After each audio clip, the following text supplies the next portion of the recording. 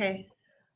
Hi, Melissa Dagny. This is the second session on how to build your course, talking about taking our Blackboard content or other Canvas course content and working with it to get ready for the summer term. With a School of Physical Therapy demo course, I actually am sharing my screen and I'm impersonating Steve Goffer because I'm going to show everybody how to cross list when you're teaching multiple sections. And I'm going to use him as an example so that it's very clear. Before we get started, I want to give you a heads up. I have created an asynchronous version of this information for reference if you can't make it to a session or you want to go back and review something. It's going to be here for you. So this link, I will I think the best thing for me to do is to share it with you in the follow-up email rather than the chat here, but it is going to be basic course. It starts off with resources to remind you about places you can get help and more information. The course build overview section is everything I did last week during session 1. So I started with how to access Canvas, and then I went over the build process, each step of that. Talked about choosing which methods you want to build your new course using, and have some example screenshots in here. And then I rounded it out at the bottom with Friday's recording of the optometry campus training. After you talk about something 4 times, it becomes better.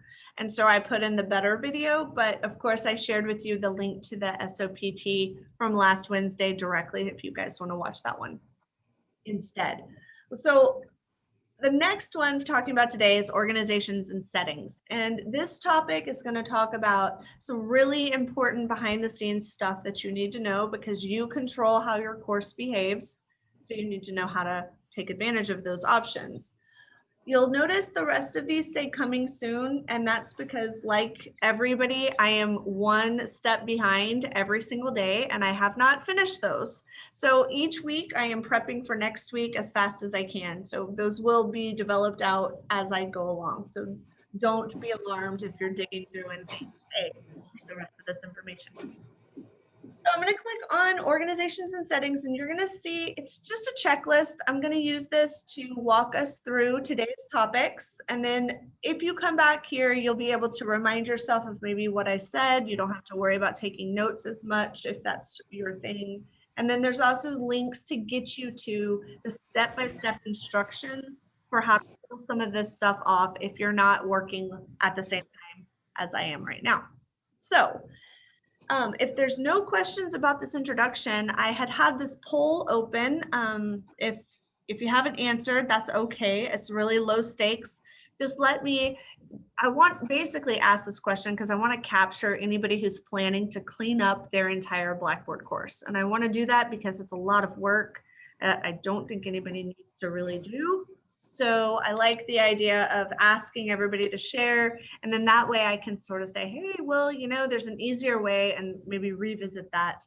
But everybody seems to be aware that there are these other 2 easier ways. So I'm happy to hear that. I'm going to end polling, and I'll share the results just in case you're interested, but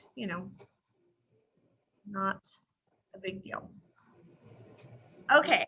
So let's get started. This first checkbox here is talking about ensure you're always working in the same course. And I want to take a moment to share with you this is again Dr. Goffer's view of his Canvas, that you've got names of courses, but there's really this information below it that's more important. So these summer 2021, this is going to indicate that this is an official registrar created, students will be enrolled in these courses.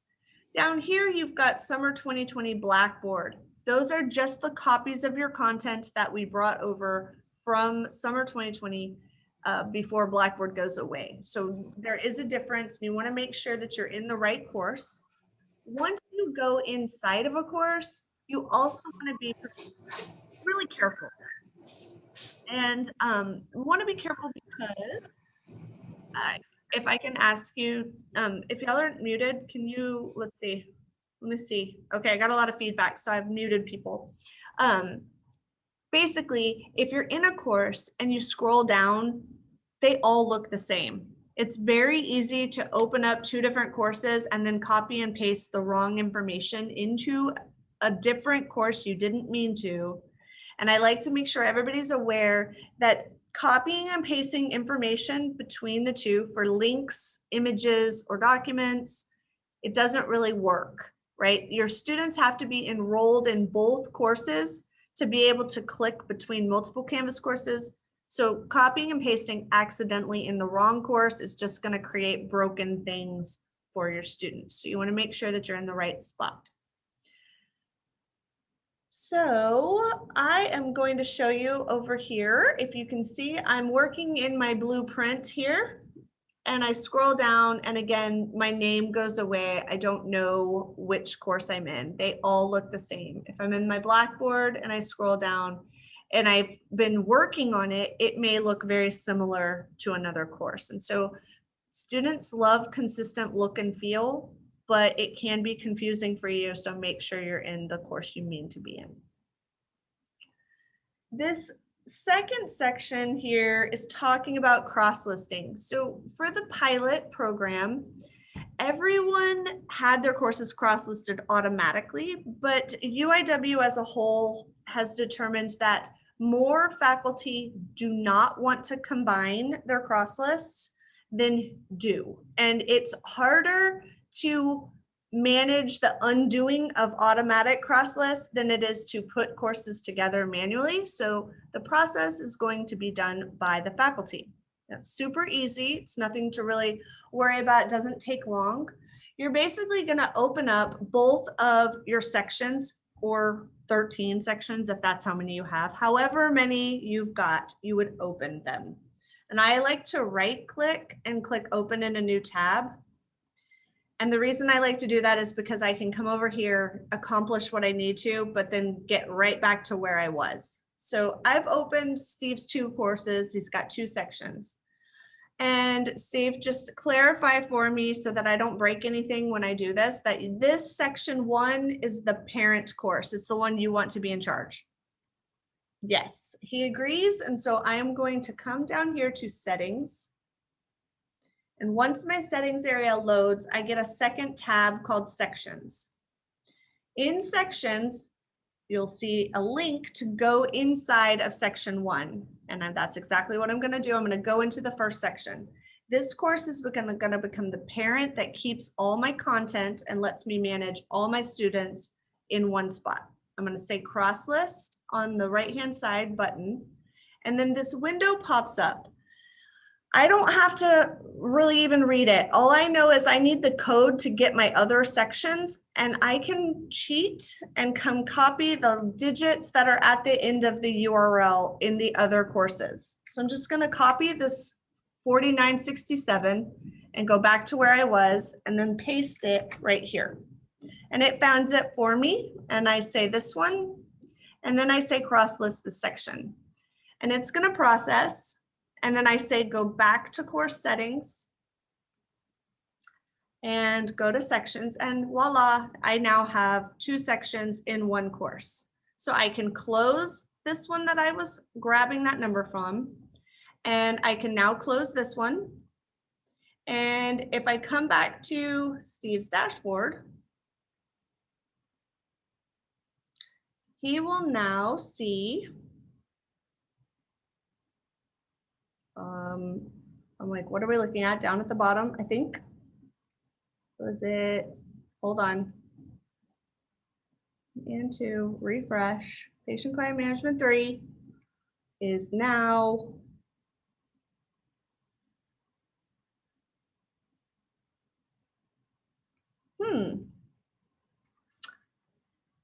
I say this, but this is the one we just did, correct? Is it 6312?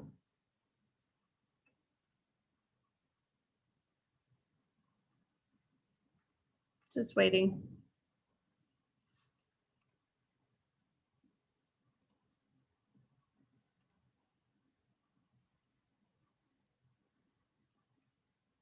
Okay.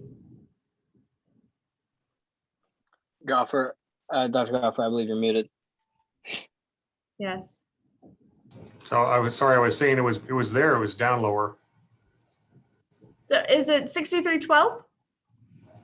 I should have written it down, the one that I was working in, because it's not my course and I don't remember. Was that it? It's funny, it's gone. Or was it 6115? No, it's 6312. It was 6312. Look at it Okay. down lower, way down low. The last, oh, I thought that was it right there.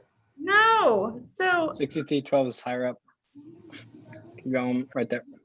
yeah, no, this is it, but this is not correct of what it was supposed to do. So hold on one second. This is a good learning experience. So hold on one second. We're gonna come back in here and we're gonna click this one and we're gonna say, nope, I'm gonna go back.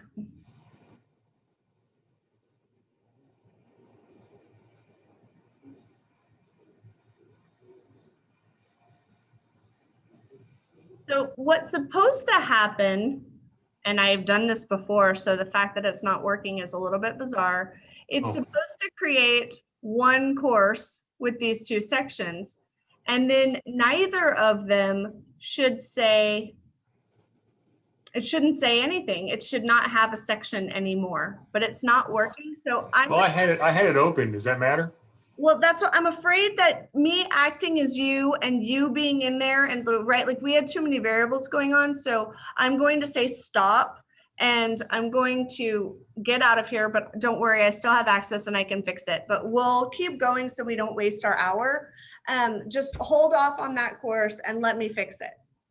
So what should have happened is you go in, you cross list. I can show you here. I've got a blueprint, and I've got a Blackboard, BB copy. So when I come into settings of the course I want to cross list,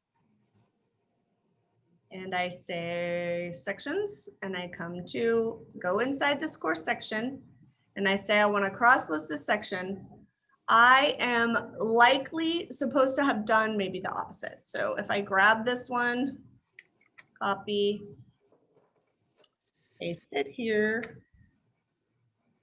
This is the one I want to cross list. I now am going to have both of them in the same course with two different names. See how that works? And then when I come back over here to my dashboard, instead of two different tiles, SOPT now has the Blackboard copy only. So I think what is happening is that it wants you to go into it wants you to do it the opposite way. And that's not what the instructions say. So let me look into that and then we'll just regroup. So please stay tuned. I will figure it out. I'm going to come back in here and I'm going to undo this. So when I come into this Blackboard area, I can say, no, maybe go into the other one. Canvas is being very interesting. I'm going to say decross list. And I basically am going to undo what I did. And that's exactly what I'm going to do to your course, Steve. I'm going to undo what I did and put them back separately. Is there a rule about doing that when there's students finally enrolled? Well, no, the students they're supposed to be enrolled, and it shouldn't matter whatsoever because Banner knows the section and it's going to still feed the enrollments automatically through those sections. And we're not changing the section identifications.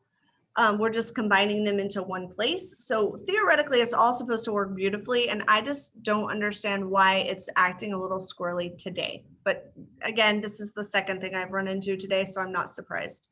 Yeah, or why there's no students enrolled. Yeah, that would be something I'm not as familiar with. So do you have a date for your May 10th classes that students are typically already in there? Well, it's probably better than a month from now. So I suspect we know which students are staying. Okay, well, I'm not really sure. I'll figure that out. That's my deal.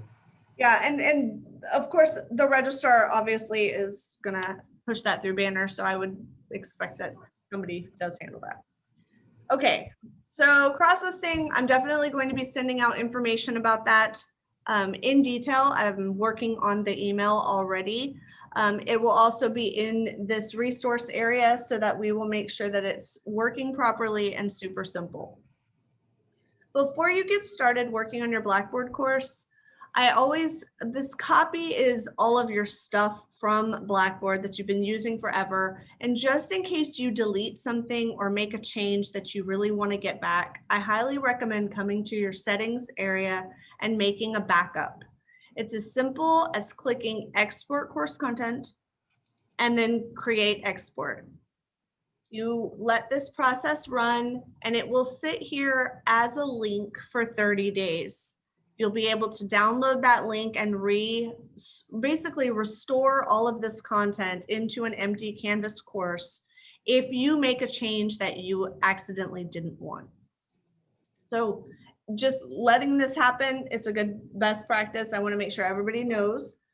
Then we want to talk about importing and copying parts of our courses. So everybody is basically moving information around all of the time. I'm going to personally come down and I'm going to open up what I am working in called my SOPT Faculty Sandbox. And I have decided that I'm going to copy my Blackboard stuff into this place so that I can get started working here.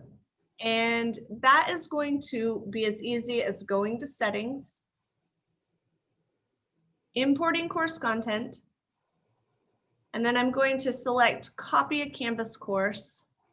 And I'm going to choose, mine is called SOPT Demo Blackboard Copy. And I'm going to say I want to select specific content because I'm just going to pick and choose because I don't want to copy the whole mess.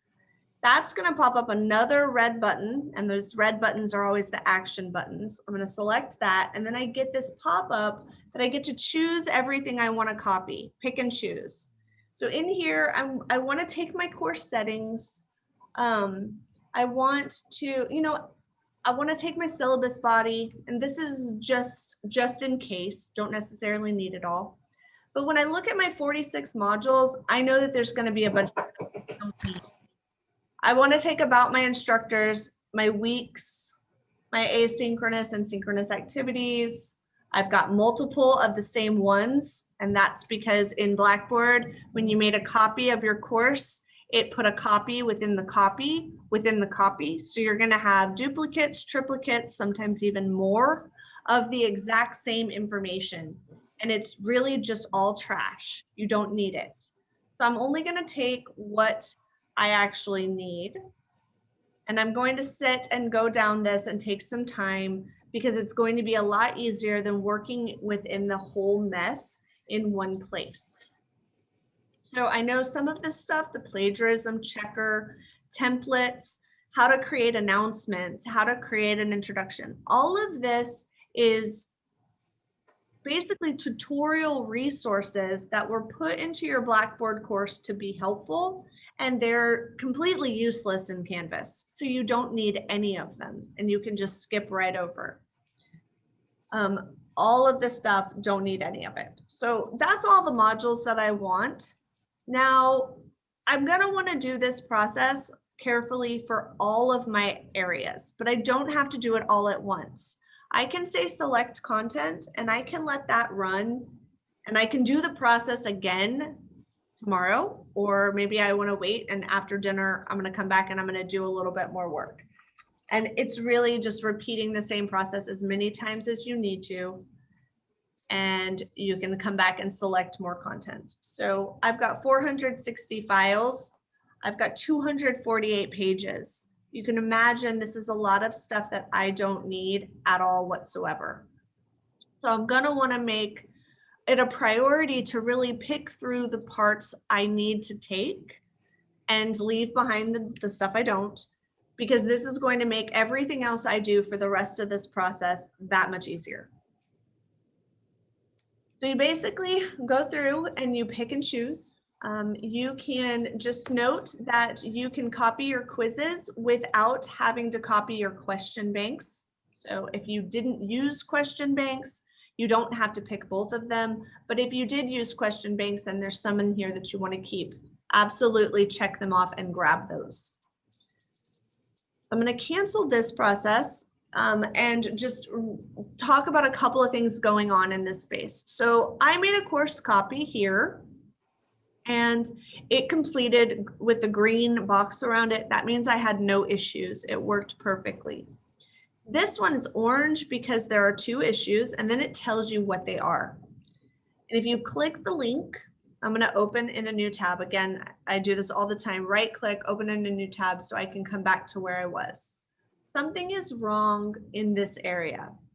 And what is wrong is the fact that I had a document, but I didn't copy that file over.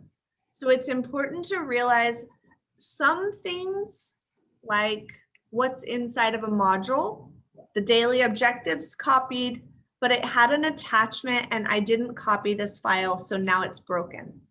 Now, maybe I did that on purpose. Maybe I know that the FS 19.1 readings document is old and I don't plan to use it again.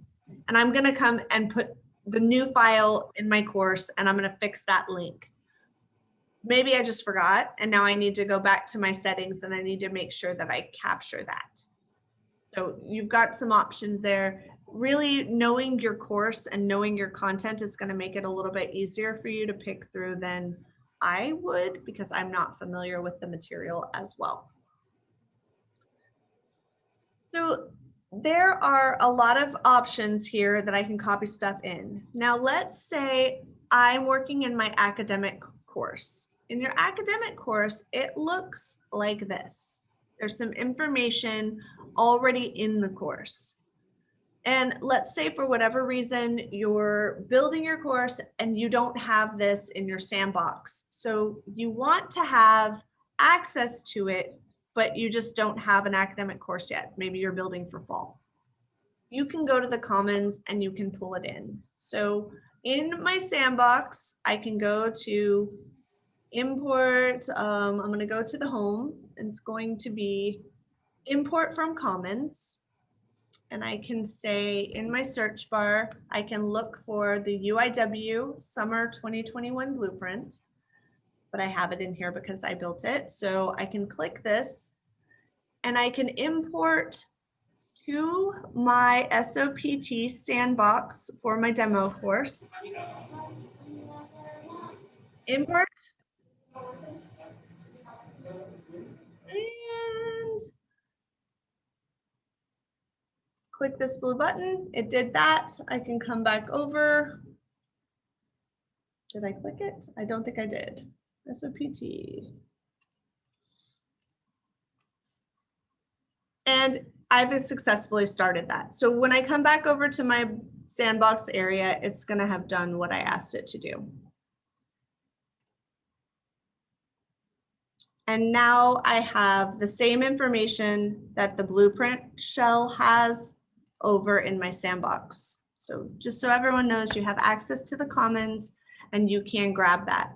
And basically what this course, has is just some pre-formatted options if you want to run with what it's already got going for you. And if not, that's okay.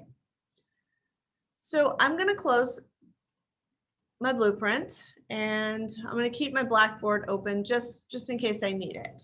But I want to talk about files. And when you go into your Blackboard course, or if you've copied them out, you're going to see a ton of files. Everything you've ever put in your course is going to be there. So like I said, this had, what was it, over 200? It was a lot. So I've got a lot of stuff going on, 176 on this page. And the best thing I can advise to be done is to create a folder, name it your Blackboard copy, and then we're going to click to save it. I'm going to make that a little larger. And then basically what I'm going to do is I'm going to come in and I am going to select everything and move it inside of this Blackboard folder and unselect that so I can move just the stuff into it with the move button. So right at the top, your 2 arrow, two-head arrow, you come in here and you select your Blackboard folder and say move. And so what you've basically done is kind of cleaned up your workspace, gives you a fresh place to work from. Now, files is typically hidden from students. You don't share the files area, you keep the stuff hidden, you control if it's published or time released. And the best thing you can do is organize this space how it works for you and keep it hidden from them. So we all know students work best through modules. You create the week 1 module or maybe the case 1 module. Everything they need to accomplish is inside that box, and they go through it step by step until they complete all the requirements.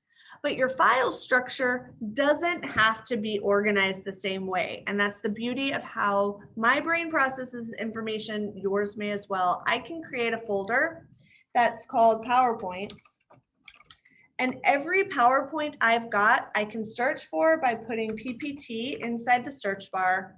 And every PowerPoint in this course is now pulled up and I can move it into my PowerPoint folder.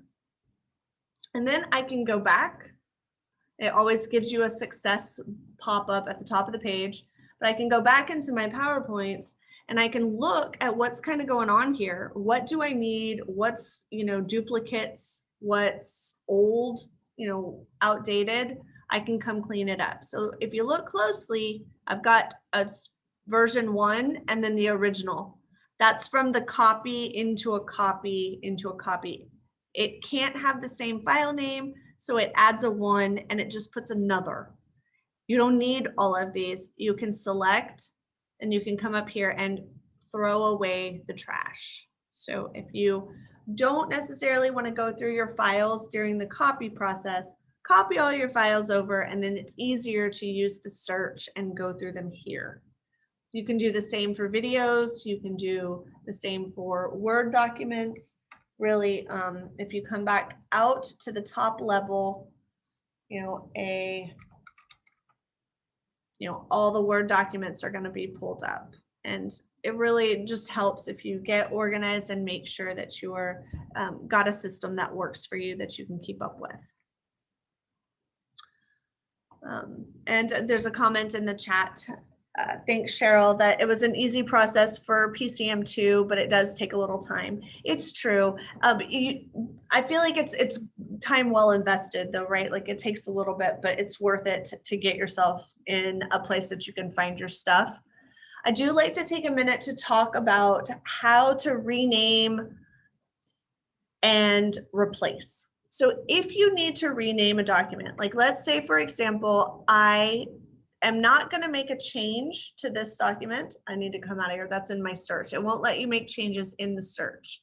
So I'm going to come into my PowerPoints and show you here.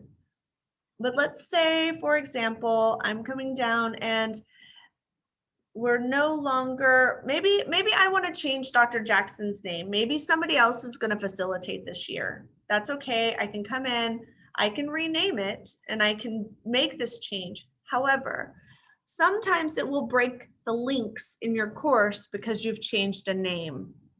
So it's always best in your build process that you get your stuff organized and named the way you want it. And then later on next week, when we talk about editing and building content, you're going to go out into the student areas and you're going to make sure all your links are correct to how you've named your documents. I don't recommend making changes to document names after you build your course, because then you're just doubling the work for yourself and you're going to have to go fix links when they break. There is a feature called replace, and that is one of the main reasons why I try to discourage anyone from having dates and numbers in their names. For case numbers, it makes total sense. That's not what I'm talking about. I'm talking about summer 2021 or version 2, right? Things that indicate a change. And I'll show you by pulling up the syllabus for this course. So I don't have a syllabus in here, but I do have others. Let's just say, for example, I want to replace this particular syllabus, and I'm going to show you. It says outline 2015. Well, it's 2021. This is outdated. If I have a new version of the syllabus, I have to change the name, but changing the name is going to break the links, and I'm going to have to manually go fix all of that. So if I use this outline option with no date associated with it, I have the beauty. I'm going to delete my extras. So I just want to show you. I'm going to delete, and I have to refresh to where it shows you I deleted it. But so now I'm just working with two, just make it easier. This one I'd have to change the name for it to be relevant, but this one I actually can select it. I can download it to my computer, just like you would anything else. Save it. It's going to open in my downloads, or it's going to fall in my downloads. And then I can come in here and I can open it up and I can make a change. So give it just a second. Now, on this particular document, I can put whatever dated information I want to, save it, and just keeping the file name generic so that when I come over here to upload it back, cancel that. I have to come out of my search. Again, it doesn't let you make changes when you're searching. I'm gonna come in here and it's loading more results. I do believe that it's in this space. I'm gonna upload that file and you will see it's not in this space. So I take it back, it's in a template folder. I have to go to the exact place that it's located, and this is where it will be. Again, yes, so here is this one, and where's my other one? Gosh, this is not working out. There's another. This is proving my point on having a good organization structure. It's so important.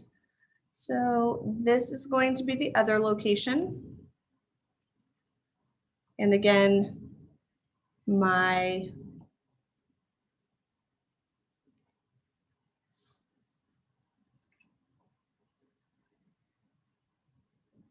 well, this is not working for us well here. Hold on. I'm going to just show you back from the top.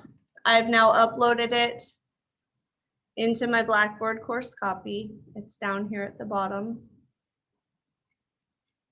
I'm going to move it so you can see this one. Move. I'm going to put it right at the top of the file structure.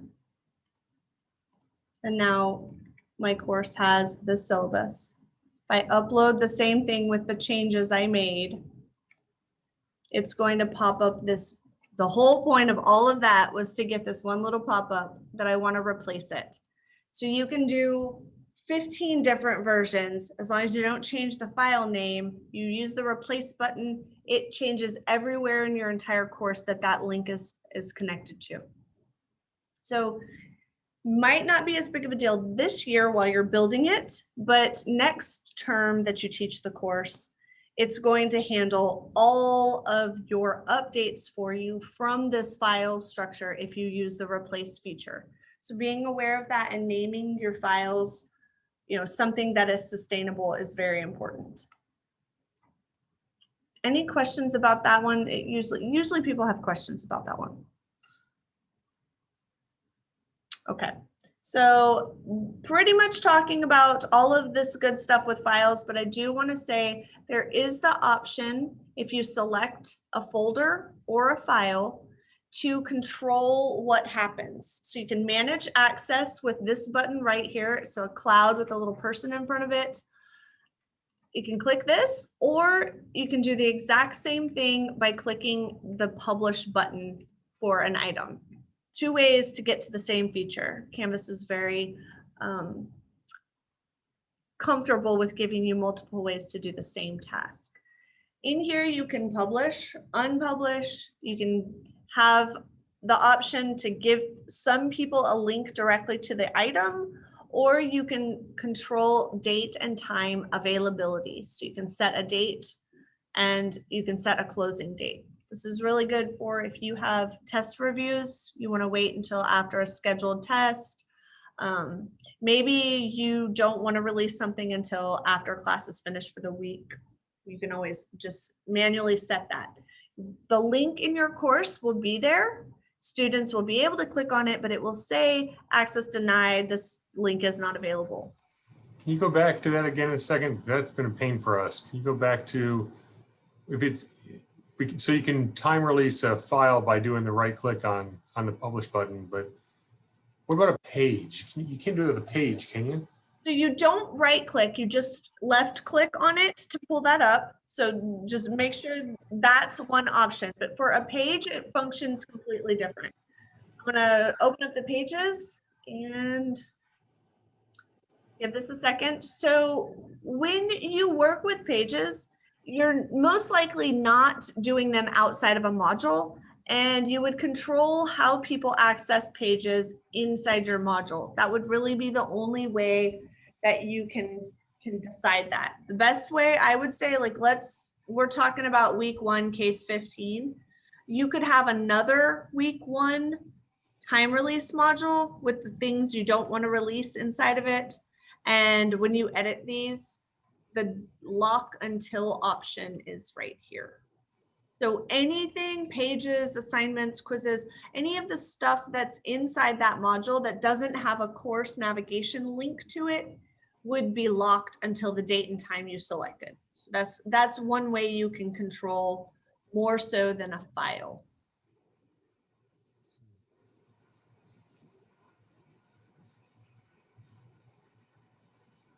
Okay, that's a good question. Are there any others about the file structure or controlling access? Okay, so it may, and another way that you could also manage that is if all of the stuff that you put, let's say you called this case 1 time release documents. Everything on the page that you plan to link could be put into this folder, and this folder could be time released for a specific date and time. So you really have lots of ways you can manipulate whatever it is you're trying to accomplish. So by making the mistake that I made, which is I know that I am a last minute modifier of files. So instead of putting the files in the files folder, I link from the pages directly to shared drive, SharePoint, and I control their access that way. Now, when I, of course, copy this course for next year, all that is screwed up. Yes, so it does require some management on that level, especially because the links you create with your shared drives expire, I do believe. So every year you would have to update them. Yes, I personally, if you ask my opinion, I only use shared drive links for very specific use case. If it's a really large file size, like narrated PowerPoints, that's, you know, you just can't get around it because the Canvas just can't manage it. But everything else, I really feel like putting it with the Canvas course makes your life a little easier. Yeah. It does, except that I've got 3 faculty that I work together with. So like Cheryl, Erica, and I are going to work next summer, and you can't, I know of, open a file through Canvas. Correct. You'd have to modify it and remember that you modified it and then go ahead and replace the file that's in Canvas. Correct. Yes, we collaborate on Teams, Evan and I right now all the time. And then we have a person that uploads the file at a certain time. We haven't organized, but we collaborate in Teams, and we haven't put anything into shared drive yet, not until the end of the class. That's how we do it right now. I mean, I feel like you're either going to put the effort into fixing your course, all your course links for anything you're collaborating on, or you can collaborate and put the effort into uploading and replacing the correct document. It's probably, even that extra step is still probably less work than linking that shared space into Canvas and having to update that every term. Right. So it comes down to every day or every term or every, you know, so. Well, and I definitely think, so one of the things about Canvas Replace is that if you know that you've got, like if you have a plan of what you're going to be releasing and you determine what that is, you can come in here and upload empty PowerPoints with the name you plan to name them and build out the entire course and have it just kind of sitting there waiting. And then when you come up to use that replace feature, it's super fast because you've already gone through the process of making the connection. But then your actual content is what's going to be updated when you replace that file. So there's some ways to manage, you know, different aspects depending on how you want to do it. Everybody has a different workflow. So files, yes, very important.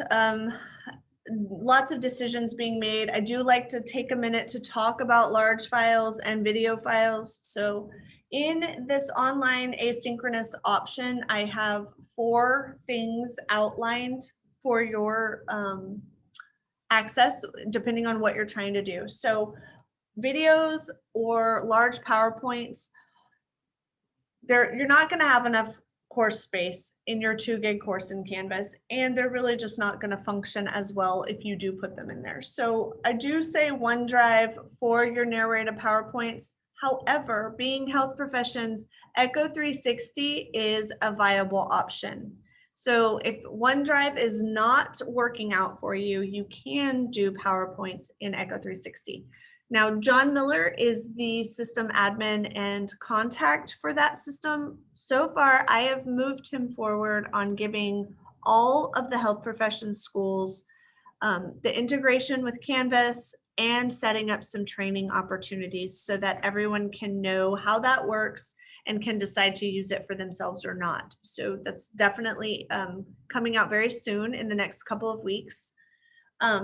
I've linked the getting started information, just that's the generic training option that Echo 360 has on their website, just if you are curious and you want to explore. It's a very powerful tool, way beyond what OneDrive and Stream can do for us. So you can have a PowerPoint, you can have a narrated video. Students get to choose between like which one they want to look at as the feature. They can flag you if you have if they have questions at a particular point in your PowerPoint. They can send you a message and say, you know, I don't understand this. You can see the data on how they're interacting with your materials. So it's a really comprehensive option for instruction. Canvas Studio, on the other hand, that is for those short videos that you might want to answer emails. Say you get the same 5 questions, you just want to post a quick video, you want to talk them through it. And you access Canvas Studio inside Canvas. It's the second to the last button right here. And I'm going to click this and open it up so you can take a peek. You can record inside of here. Again, there are max on size, so 5-10 minute videos tops, but you just click the record button, your webcam will turn on and you can just go live right this moment, capture it, and it will save it here in your library. And then next week, when we talk about editing and building our content, I'll show you, there's a button you pick from your library. It puts it right where you want to, you know, anywhere in Canvas that you want to place that. So I have my little sample video here, it's super short, and now I can go and put it in my course if I so choose. So this is a fast option.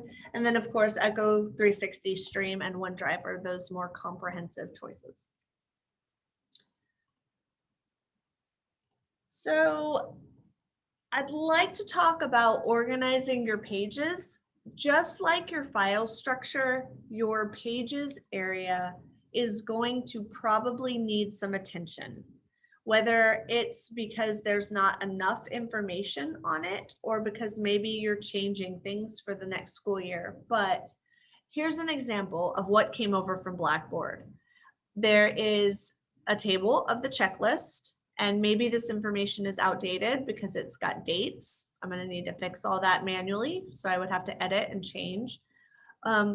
And then there's also this information, and we talked about broken links and just needing to pay attention to this sort of stuff? Well, before you ever even get into editing all the details, really it's best to have some sort of structure for how you want to name and organize your information. So this course is actually pretty on target. Checklist, daily objectives, that's pretty straightforward. But maybe as you look through, you've got stuff that you've just decided, you know, I don't want to use this, or, you know, changes you want to make. It's best to clean them up and decide on the names and how many you're going to have. So I just want to take a second to show you the easiest way to do this. I'm going to open up 3 different pages in a new tab. And let's just say, for example's sake, that this information is going to be combined on one page. It's just an example. And from looking at it, that is absolutely not what anybody would want to do. But I can come over here, I can copy this information. And because I'm working in the same course, I can paste it to a different page without breaking any of the links. It will still work. So it's important to keep in mind. I can't paste this in a different course because then it would have broken links. So I can come in here, I can put my cursor at the top of the page, at the bottom of the page, or anywhere else, and I can use my control shortcuts to put that right there and press save. At this point, I haven't paid any attention to the fact that it's messy, right? I'm not looking at editing and making it student visible at this point. I'm just wanting to reorganize. So that's why we're talking about organization and settings. Want to put all the stuff that I want on this page, and then I'm going to come over here and I'm going to delete this one. So in my 3 buttons, my little snowman, I'm going to click delete, and that page is going to go entirely away forever. I'm not really going to do that, but I'm just giving an example. And then I can do the same thing with this information. So the idea here is that you get yourself narrowed down to just the pages you plan to work with, and you grab any of the small amounts of information that might be on some pages. Like maybe you want to take all of the virtual office hours and you want to put those on one page. So instead of it being 2 different places for 2 different teachers, you've got them both on one page. You can do that. Okay, any questions about, I will take a moment to tell you that, let me close some of this stuff out. We have in the blueprint, the home page where you choose it is set as the page's front page.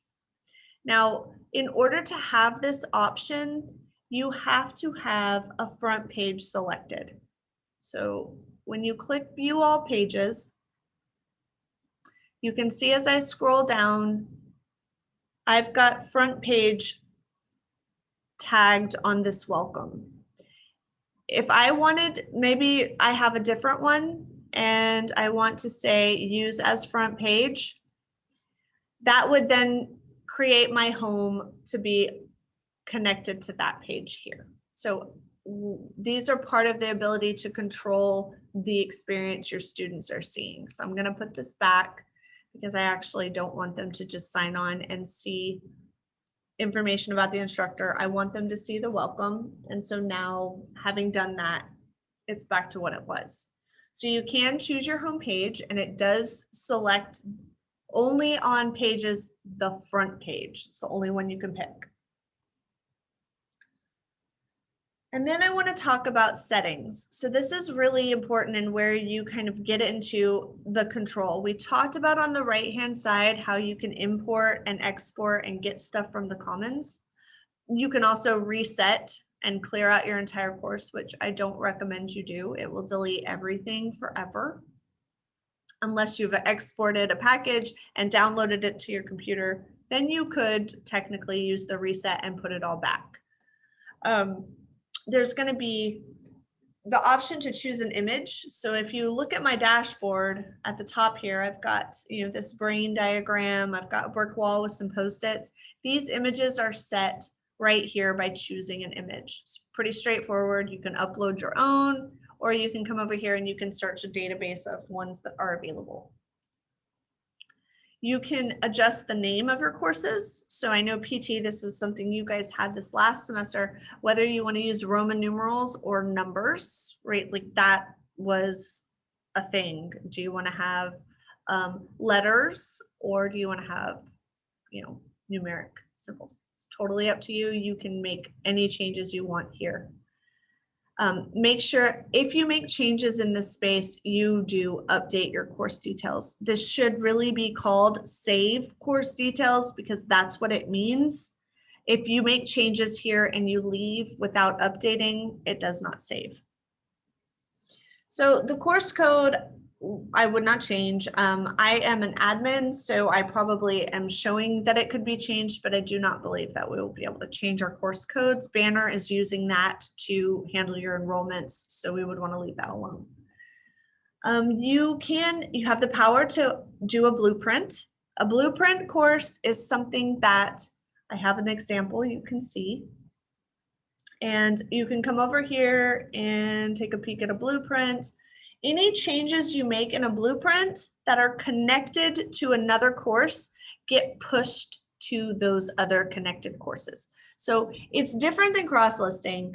It's like, for example, if there is 10 different courses, but they all should have the same information on some certain piece, I can handle that through a blueprint and then keep all of that updated. So it's an option that some of the health professions have already asked for. I don't believe anybody at PT has been interested, but if so, you do have that as a choice. You're going to notice that, so I'm going to come over here into my settings. All right, so you'll notice that I'm in the School of Nursing sub account here. I'm not sure why. Normally you're going to see School of Physical Therapy. I'm going to change that. This is what yours will look like. Your terms. Now, this is going to be very important. You will not see the term dates in Canvas at this point. This is a recent update in their system. It used to have the term dates on the page. It no longer shows them.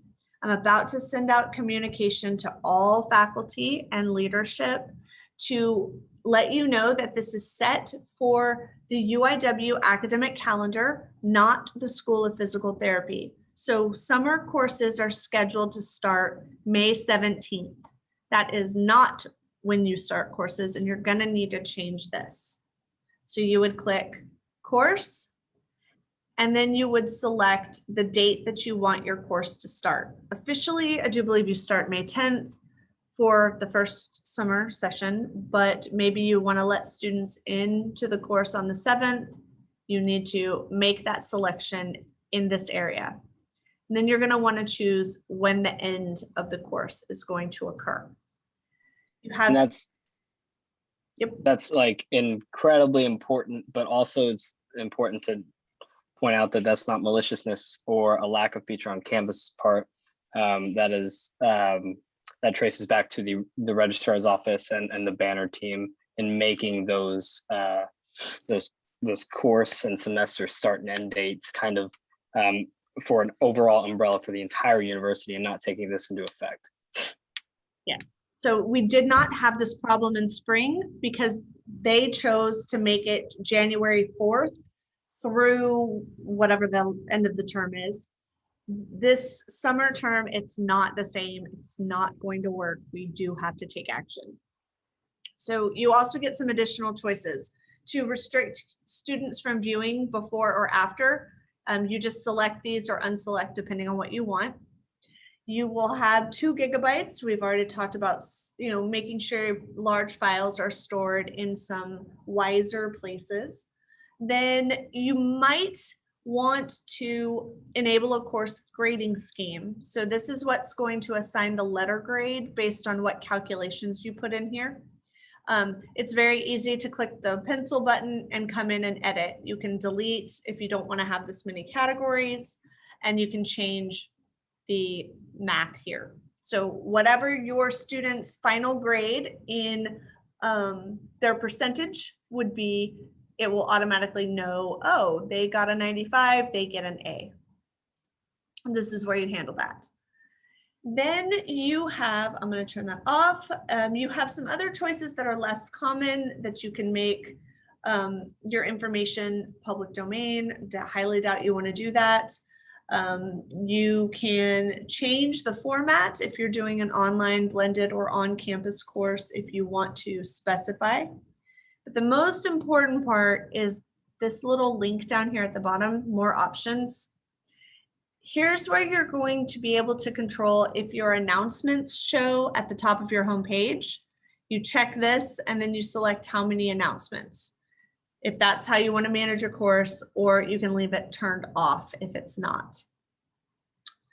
Students can attach files to discussions. They do have a storage limit size as well. I do highly recommend you have your students upload their documents to OneDrive and then use the share link to be able to turn their stuff in with a link instead of using their storage space, especially if you're doing video assignments, because those are large and they will quickly hit their allotment. If you would like them to create discussion topics, again, you can turn these off or on depending on the default for your actual academic courses. This is a sandbox, so it's not going to have the same selections.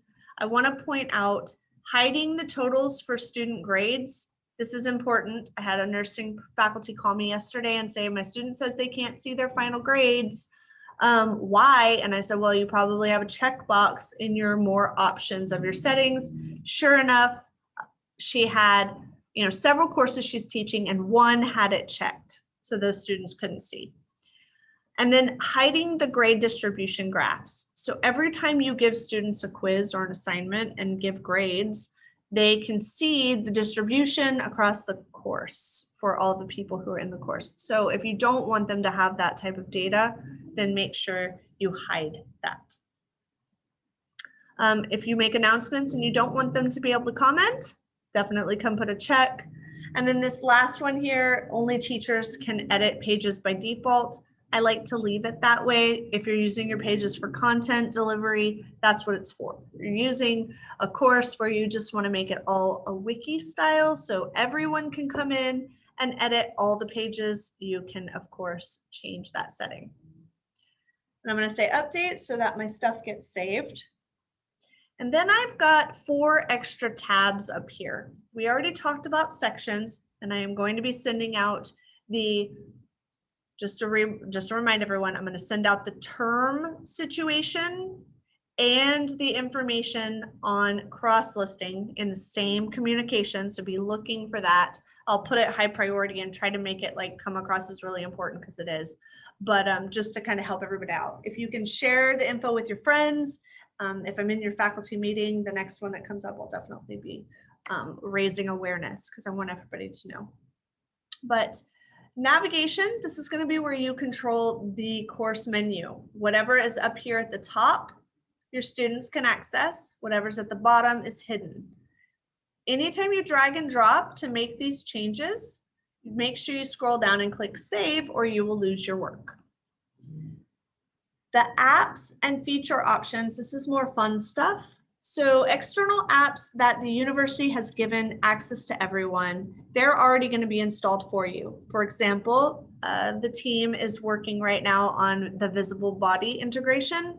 So that would already be here for you and you would see it under installed. So there's already some stuff. However, there's other things that you might want to learn about, and this tiny little unassuming icon with the folder and the arrow, it's going to be a website that tells you all the details about apps. So if I come over here and I'm curious, I've got the visible body and it will tell me all about that particular product. And so if you want to come over and check out some other apps that integrate with Canvas, you are free to do so.